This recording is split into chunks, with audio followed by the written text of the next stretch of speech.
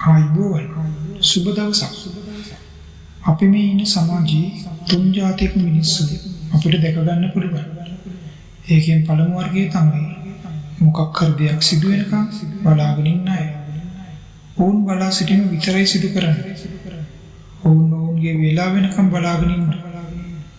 එයාලා බලාගෙන ඉන්නේ හසින් දෙවියෝ ගෙනල්ලා දෙයි කියලා. එයාලට නොතේරෙන දේ තමයි අද කළ යුතු දේ අදම කරන්න ඕනේ කියන එක. එයාලා තමයි වැඩ කල් දාන්නේ. එයාලා Tamanටම කියා ගන්නවා මම මේක හෙට කරනවා කියලා. මම මේක ඊළඟ දවසේ කරනවා. මම මේක ලබන වෘද්ධි කරනවා. මෙහිම වැඩ කල් දානවා කියන්නේ දුප්පත්කමට සමාන දෙයක්.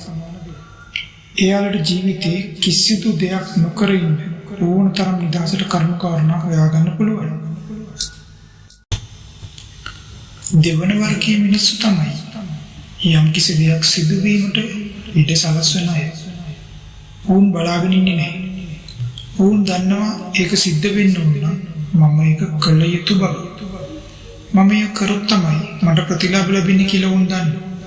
උදාහරණයකට මාළුවෙක් ගන්නකෝ. ඌට කෑම කන්න ඕන නම් ඌට පීනන්නම් වෙනවා. එමක් හරි කන්න ඌට පීනන්නම් වෙනවා. නැත්තම් මම බඩගින්නේ මැරෙන්න වෙනවා කියලා ඌ දන්නවා. ඒ වගේම මේ මිනිස්සු දන්නවා යමක් කළ යුතු බවත්, ඒ සඳහා ක්‍රියාමාර්ග ගත යුතු බවත්, ඒ සඳහා කැපකිරීමක් කළ යුතු බවත් ඔවුන් දන්නවා. තුන්වෙනි වර්ගය තමයි මොකක්ද දැන් උනේ කියලා අහන අය.